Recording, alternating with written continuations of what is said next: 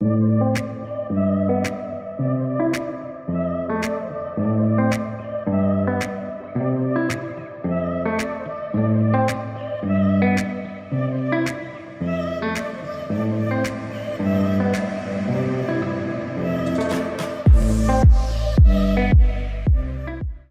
दोस्तों, क्या हाल चाल है? Welcome back to all of you in the amazing platform of PW CLAT. बच्चों, क्लैट का एग्जाम देंगे, एलिट का एग्जाम देंगे, पर एक क्वेश्चन आपके मन में आता होगा बार बार कि सर रिजर्वेशन सिस्टम क्या है? अलग अलग एनएलयूज में कितना रिजर्वेशन है, किस कैटेगरी के लिए कितना रिजर्वेशन है? क्लास में भी इससे रिलेटेड बहुत बार बच्चे क्वेश्चन पूछते हैं। सर ये थोड़ा एक बार एक्सप्लेन कर दें। तो आज के सेशन में मैं बच्चों आपको एग्जाम्पल एक एनएलयू का रिजर्वेशन सिस्टम बता रहा हूँ। सारे एनएलयूज का पैटर्न ही कुछ ऐसा है। कुछ मेजर रिजर्वेशन हैं जो सारे इंस्टीट्यूट फॉलो करते हैं, उसमें कोई चेंज नहीं है, वो हमारी गवर्नमेंट की तरफ से बेटा कहीं ना कहीं इंप्लीमेंट किया जाता है। कुछ ऐसे रिजर्वेशन भी हैं जो डिपेंड करते हैं उस पर्टिकुलर इंस्टीट्यूट पे, वो थोड़ा बहुत वहां पे अप एंड डाउन भी कर सकता है। इन शॉर्ट में आपको सारी डिटेल आप देने वाला हूं रिजर्वेशन से रिलेटेड जो हमारे क्लाट एडमिशन में इंप्लीमेंट होने वाले हैं। तो आइए स्टार्ट करते हैं सेशन को बच्चों। सो क्या क्या डिस्कस करेंगे, जैसे मैंने आपको पहले बता दिया कि आज के इस सेशन में हम डिफरेंट टाइप्स ऑफ रिजर्वेशन जो हमारे अलग अलग क्लाट एग्जाम में होने वाले हैं वो डिस्कस करने वाले हैं। मैं आपको यहाँ पे एनएलयू बैंगलोर का एग्जांपल देने जा रहा हूँ बेटा, उससे रिलेट करा दूंगा, पर आपको समझ में आपको रिलेट में सारे अदर इंस्टीट्यूट से भी करा दूंगा यहाँ पे।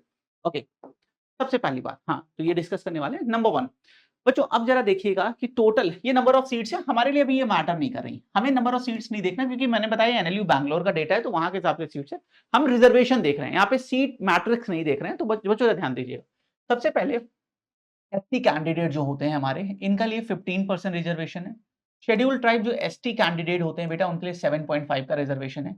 ओबीसी जो हमारे नॉन क्रीमिलियर है, point to be noted, non creamy layer उनका 27% रिजर्वेशन है। ईडब्ल्यूएस इकोनॉमिकल वीकर का 10% रिजर्वेशन है। तो ये ऐसे 4 रिजर्वेशन है बेटा, जनरल का कोई रिजर्वेशन नहीं होता, ये आपको रिजर्वेशन आपने देख लिया।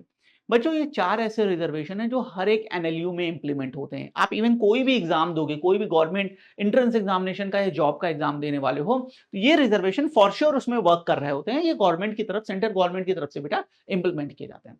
पर आप लोग कई बार पूछते हैं, सर पीडब्ल्यूडी का क्या रिजर्वेशन है? सर क्या सर्विसमैन का कोई रिजर्वेशन है? फ्रीडम फाइटर का कोई रिजर्वेशन है? तो आइए अब उनको भी और डिटेल में मैं आपको बताता हूं। इसके लिए मैं आपको नीचे की सारी पॉइंट्स एक एक करके बताऊंगा। इसमें वर्टिकल और हॉरिजेंटल रिजर्वेशन होता है। तो आप इसे ऐसे समझ लें कि जिस भी कैटेगरी की हम बात करेंगे, जैसे ओबीसी की 27 बेटा परसेंट वेटेज है, जैसे सीट्स की अगर बात करें 81 सीट्स है, तो ओबीसी में अगर हम पीडब्ल्यूडी देख रहे हैं तो वो हॉरिजेंटल कोटा में आ जाता है। मतलब कि जैसे ओबीसी में 81 सीट्स हैं, तो अब इसमें ओबीसी के पीडब्ल्यूडी को ही रिजर्वेशन मिलने वाला है, जो भी लिमिटेड परसेंटेज होगा। अभी मैं बताऊंगा, आप डिटेल में समझोगे बच्चों। देखना 15 सीट्स, ठीक है, आप सीट्स मत देखो, जैसे मैंने बताया आप seat 5% of the total intake shall be reserve horizontally for the person with PWD. मतलब इसका मतलब पीडब्ल्यूडी के लिए 5% की सीट्स रिजर्व होने वाली है।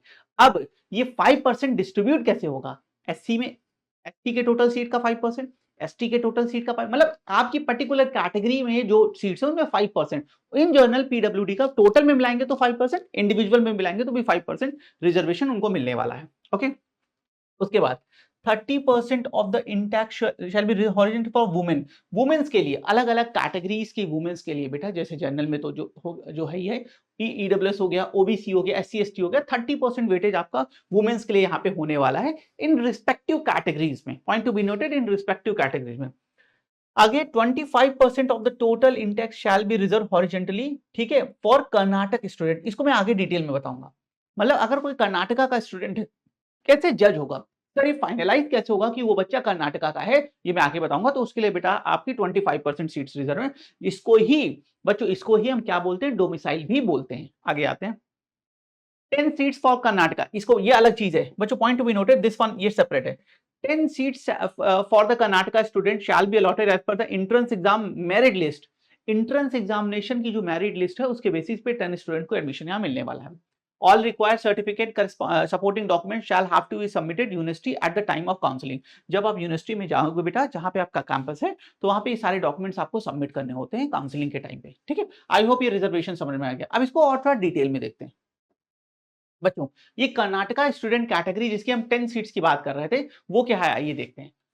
Candidate who have studied for not less than 10 years in a recognized educational institute in Karnataka shall be eligible for consider as Karnataka student.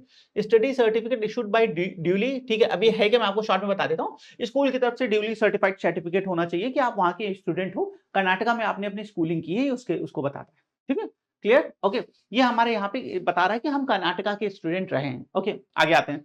Candidate who have not completed 10 year in studying in Karnataka shall be eligible to apply under the Karnataka student category if।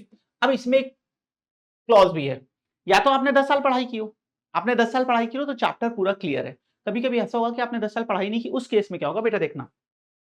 Children of the defence personnel, ये बहुत बच्चों ने मुझसे पूछा, इसलिए मैं शायद ये वीडियो भी इसीलिए बना रहा हूं। एक्स सर्विसमैन, ऐसे लोग बेटा जो डिफेंस पर्सन है, एक्स सर्विसमैन है, who have at the time of joining service have declared their home town in Karnataka, जिन्होंने बेटा ज्वाइनिंग के टाइम पे बोला हमारा होम टाउन कर्नाटका है, बट अब मैं आपको इन शॉर्ट बता दे रहा हूँ कि उनकी सर्विस बाहर हुई। बेटा जैसे सर्विसमैन है, डिफेंस में, पूरे इंडिया में कहीं भी पोस्टिंग होती है। आप किसी जॉब में हो तो पूरे इंडिया में कहीं भी पोस्टिंग होती है। तो ऐसे लोग बेटा जो जिन्होंने ज्वाइनिंग के टाइम पे तो बोला कि हम भाई कर्नाटका के हैं, लेकिन उनकी ज्वाइनिंग बाहर आ गई, तो वो कैसे, जब वो नहीं है तो उनके बच्चे कैसे पढ़ेंगे, तो वो बाहर चले गए। एक पहला ये चीज आ गया। ठीक है, दूसरा है children of employ of the Karnataka state government who have served a serving outside Karnataka, वही चीज है। ऐसे भी कर्नाटका गवर्नमेंट के कुछ एम्प्लॉयज होंगे जो बाहर काम करते होंगे। जैसे हमारे यहाँ बेटा अ, अ, कहीं यूपी के हैं, लेकिन उसके उत्तराखंड का भी बेटा एक सेंटर होता है, ऐसा हर जगह का। तो वहां जो स्टाफ होते हैं उनके बच्चों को ये कोटा मिलने वाला है। Children of serving retired employ belonging to the Karnataka cadre of all India service, IAS PCS की जो बात होती है बेटा, अगर कर्नाटका कैडर से वो बाहर पढ़े तो उनको ये रिजर्वेशन मिलने वाला है।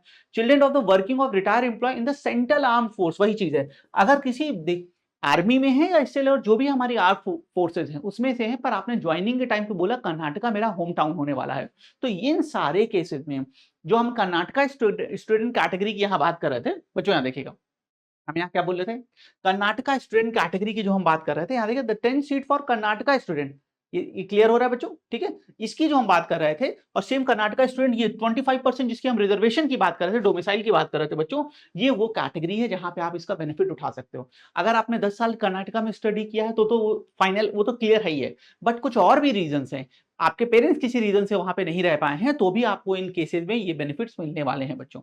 ओके, तो that's all from today part बच्चों। यहाँ पे हमने कुछ जो हमारे सॉलिड रिजर्वेशन हैं जो गवर्नमेंट की तरफ से हैं वो देखा, उसके अलावा कुछ और कैटेगरीज रिजर्वेशन, जैसे हमने एक्स सर्विसमैन का देखा, हमने डोमिसाइल कोटा देखा, या पीडब्ल्यूडी, इसका बेनिफिट भी आपको एग्जाम में मिलता है। सो आई होप इस सेशन के बाद आपको रिजर्वेशन रिलेटेड आपके सारे डाउट्स क्लियर हो गए होंगे, आप किस कैटेगरी में हो और कैसे उसका बेनिफिट उठा सकते हैं इसका भी आपको आइडिया लगा होगा। इसी तरह के एजुकेशनल वीडियो में दोबारा फिर मिलेंगे। Thank you.